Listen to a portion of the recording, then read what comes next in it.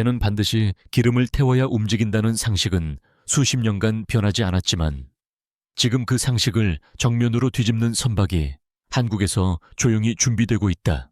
이 선박은 30년 동안 단 한 방울의 연료도 넣지 않고 바다를 항해하도록 설계되었으며 건조 비용은 기존 선박의 3배에 달한다. 가격만 보면 터무니없어 보이지만 전 세계 해운사들은 이 배를 사기 위해 줄을 서며 계약서를 먼저 내밀고 있다. 이유는 단순하다. 지금 이 순간에도 전 세계의 선박들은 바다 위에서 돈과 탄소를 동시에 태우고 있기 때문이다. 대형 컨테이너선 한 척이 태평양을 횡단할 때 소모하는 연료비는 이미 수백억 원에 달한다. 문제는 여기서 끝나지 않고 가까운 미래에는 연료비 위에 탄소 비용이라는 새로운 폭탄이 추가된다. 국제해사기구는 해운업을 더 이상 예외로 두지 않겠다고 선언하며 탄소 배출의 가격을 매기기 시작했다. 그 결과 해운업은 친환경이라는 이상과 수익성이라는 현실 사이에서 벼랑 끝에 몰리게 되었다. 아모니아와 메탄올 같은 대체 연료는 등장했지만 연료비와 적재 공간이라는 치명적인 약점을 안고 있다.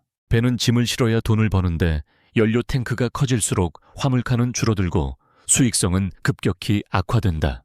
이 딜레마 앞에서 해운사들은 선택지가 거의 남아있지 않다는 사실을 깨닫기 시작했다. 바로 그 순간 오랫동안 금기처럼 여겨졌던 단어가 다시 수면 위로 떠오른다. 원자력이다. 원자력은 위험하다는 이미지 때문에 상선에서 철저히 배제되어 왔지만 기술은 이미 과거와 달라졌다. 소형 모듈 원자로라는 새로운 개념은 바다 위에서도 안전하게 작동할 수 있는 가능성을 열어주었다. 특히 용륜 겸 원자로 기술은 폭발과 멜트다운이라는 공포를 물리 법칙으로 차단한다. 이 기술이 의미하는 것은 단순한 연료 교체가 아니라 해운업 전체의 비용 구조 재편이다.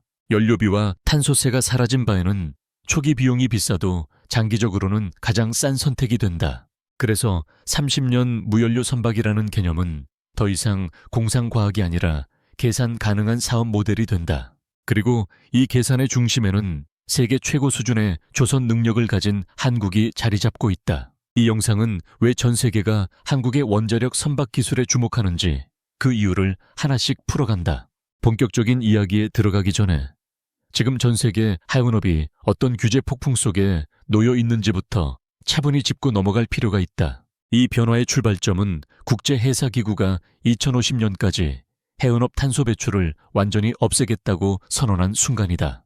이 선언은 단순한 환경 구호가 아니라 해운업의 비용 구조를 근본부터 뒤흔드는 강력한 신호였다. 지금까지 선박들은 가장 싸고 더러운 연료인 벙커CU를 사용하며 바다를 누볐다. 벙커CU는 정유 과정에서 남은 찌꺼기지만 값이 싸다는 이유 하나로 해운업의 표준이 되었다. 문제는 이 연료가 전 세계 탄소 배출의 상당 부분을 차지한다는 사실이다. 국제해사기구는 결국 해운업을 탄소 배출권 거래 제한으로 끌어들였다. 이제 배가 바다를 달릴수록 연료비뿐 아니라 탄소 비용까지 함께 계산해야 하는 시대가 열렸다. 탄소 가격은 해마다 오르고 있으며 앞으로 더 가파르게 상승할 가능성이 크다. 대형 컨테이너선 한 척이 1년 동안 배출하는 탄소는 웬만한 중소국가 하나와 맞먹는다. 이 탄소에 가격표가 붙는 순간 해운사의 손익계산서는 완전히 다른 모습이 된다. 어떤 경우에는 연료비보다 탄소 비용이 더 큰 항목으로 등장하기 시작한다. 해운사 입장에서는 더 이상 미룰 수 없는 선택의 시간이 다가온 것이다. 친환경 연료로 전환하지 않으면 살아남을 수 없고 전환하면 수익성이 무너진다. 이 모순은 해운업 전체를 깊은 혼란 속으로 밀어넣었다.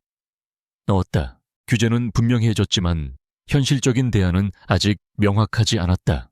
이때 암모니아와 메탄올이 차세대 연료로 주목받기 시작했다. 겉으로 보기에는 탄소를 줄이는 완벽한 해답처럼 보였다. 그러나 실제 선박에 적용하는 순간 예상치 못한 문제가 하나씩 모습을 드러낸다. 이 지점에서 해운업의 고민은 더욱 깊어지기 시작한다. 암모니아 연료가 처음 주목받은 이유는 연소 과정에서 탄소 배출이 거의 없다는 점 때문이었다. 그러나 실제 선박에 적용해보니 암모니아는 생각보다 훨씬 많은 공간을 요구하는 연료였다. 같은 거리를 항해하려면 기존 연료보다 3배에서 4배에 가까운 연료 탱크가 필요했다. 그 결과 선박 내부에서 가장 중요한 화물 적재 공간이 빠르게 잠식되기 시작했다.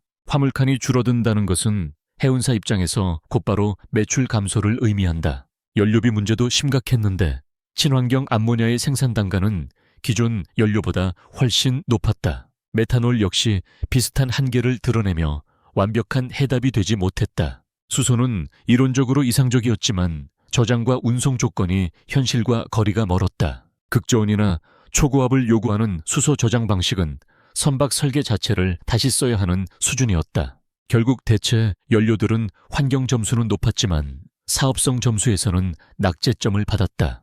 하연사들은 친환경과 수익성 중 하나를 포기해야 하는 상황에 놓였다. 이 선택은 기업의 생존과 직결되기 때문에 쉽게 결정할 수 없는 문제였다. 바로 이 지점에서 에너지 밀도라는 물리학적 개념이 결정적인 역할을 하게 된다. 에너지 밀도란 같은 부피에서 얼마나 많은 에너지를 얻을 수 있는지를 의미한다. 기존 연료는 작은 공간에서도 충분한 항해 거리를 제공해왔다. 반면 대체 연료들은 친환경적이지만 공간 효율이 지나치게 낮았다. 배는 움직이는 창고이기 때문에 공간 손실은 곧 경쟁력 상실로 이어진다.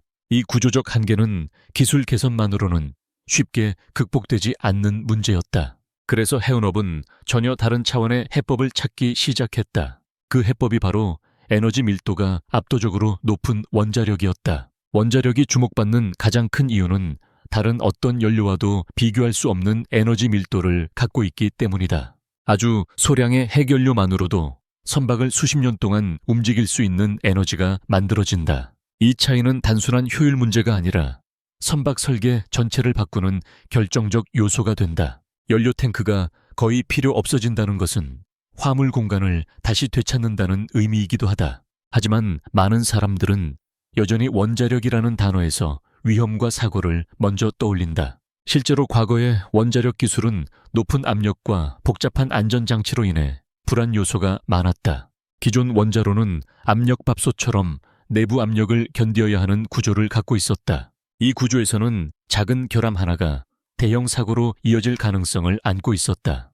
그러나 해운업이 주목하는 새로운 원자로는 구조부터 완전히 다르다.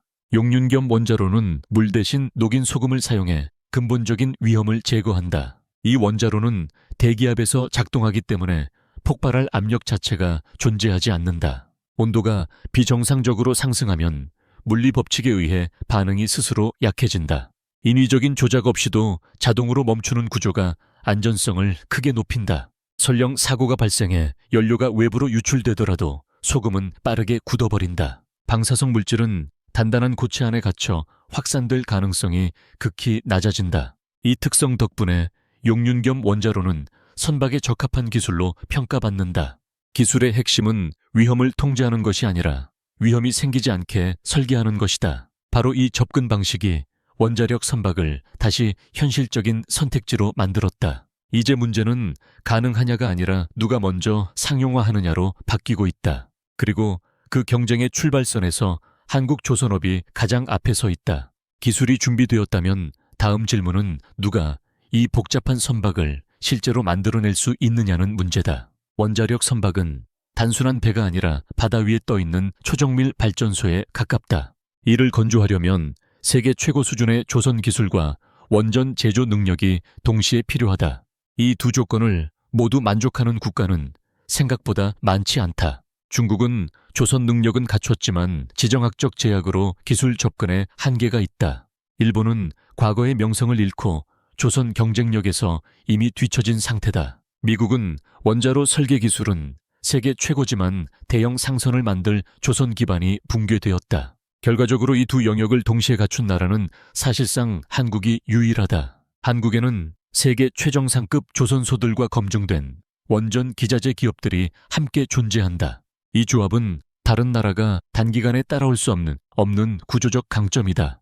그래서 글로벌 해운업과 에너지 업계의 시선이 자연스럽게 한국으로 향하고 있다. 특히 미국의 원천 기술과 한국의 제조 능력이 결합될 가능성에 주목하고 있다. 이 결합은 원자력 선박 시장을 사실상 독점할 수 있는 시나리오를 만든다. 이제 경쟁은 국가 간이 아니라 기업 간 전략 싸움으로 구체화되고 있다. 그 중심에는 한국 조선 빅3가 서로 다른 길을 선택하며 움직이고 있다. 먼저 가장 공격적으로 나선 곳은 HD 현대다. HD 현대는 30년 무연료 선박이라는 개념을 가장 앞서 현실화하고 있다. 이 회사는 차세대 원자로 기술을 보유한 글로벌 기업과 일찍부터 손을 잡았다. 기술 투자와 선박 설계를 동시에 추진하며 주도권을 확보하려 한다. HD 현대의 전략은 속도와 선점이라는 두 단어로 요약된다.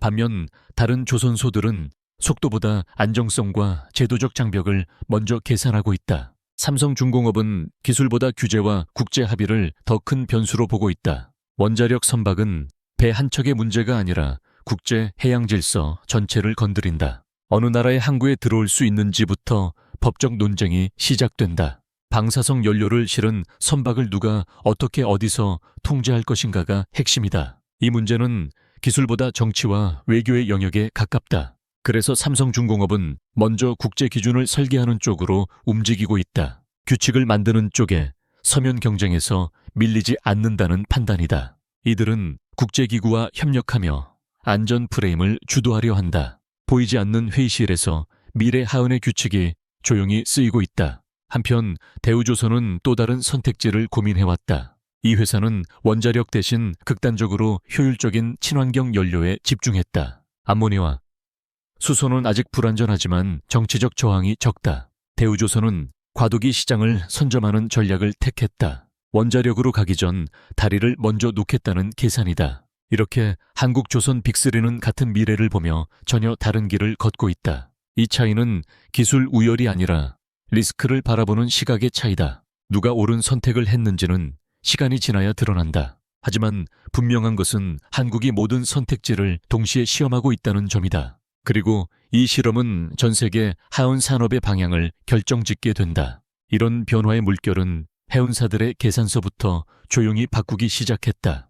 연료비가 거의 사라진다는 가정은 기존 수익 구조를 완전히 다시 쓰게 만든다. 항해 거리와 속도보다 이제는 선박 가동률이 핵심 지표로 떠오른다. 배는 멈추지 않을수록 더 많은 돈을 벌어들이는 자산으로 변한다. 항구에서 연료를 보급하던 시간 자체가 비용 낭비로 인식되기 시작한다. 선박은 더 이상 연료 시장에 종속된 운송 수단이 아니다. 이는 해운사가 석유 가격 변동에서 벗어난다는 의미이기도 하다. 동시에 국가 단위의 에너지 안보 계산도 다시 시작된다. 원유 수입에 의존하던 해상 물류가 독립성을 갖게 된다. 특히 에너지 수입국들에게 이 변화는 전략적 유혹으로 다가온다. 하지만 모든 해운사가 이 변화에 쉽게 뛰어들 수 있는 것은 아니다. 원자력 선박은 초기 건조 비용이 매우 높다. 이 비용을 감당할 수 있는 자본력은 소수에게만 허락된다. 결국 시장은 자연스럽게 대형 해운사 중심으로 재편될 가능성이 크다. 작은 해운사들은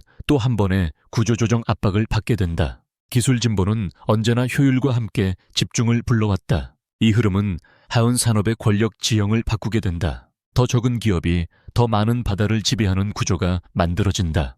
바다는 같지만 항해의 규칙은 완전히 달라진다. 그리고 이 변화의 시작점에 원자력 선박이 있다. 변화는 여기서 끝나지 않고 항만과 국가제도의 영역으로 번져간다. 원자력 선박을 맞이할 준비가 된 항구만이 새로운 물류 흐름을 얻는다. 항만 인프라는 이제 크레인보다 규제와 신뢰가 더 중요해진다. 방사성 안전 기준을 충족하지 못한 항구는 자연스럽게 지도에서 지워진다. 항구의 선택은 곧 국가의 선택이 된다. 어떤 국가는 위험을 감수하고 문을 열고 어떤 국가는 끝까지 문을 닫는다. 이 결정은 단순한 안전 문제가 아니라 경제 전략이다. 한번 주요 항로에서 밀려난 항구는 다시 돌아오기 어렵다. 그래서 항만 도시들은 지금 조용한 계산에 들어갔다. 보이지 않는 곳에서 규제 문서와 시뮬레이션이 쌓여간다. 동시에 보험 시장도 새로운 기준을 요구받는다. 원자력 선박의 위험을 어떻게 가격으로 환산할 것인가가 쟁점이다.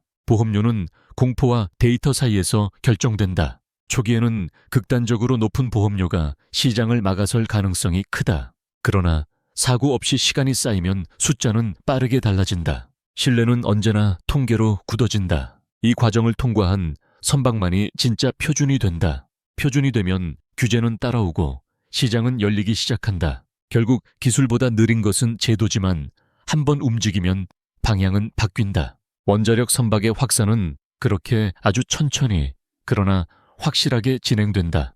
이 변화는 결국 해운을 넘어 세계 경제에 보이지 않는 비용 구조를 흔든다. 물류 비용이 내려가면 가격 경쟁력의 기준 자체가 달라진다.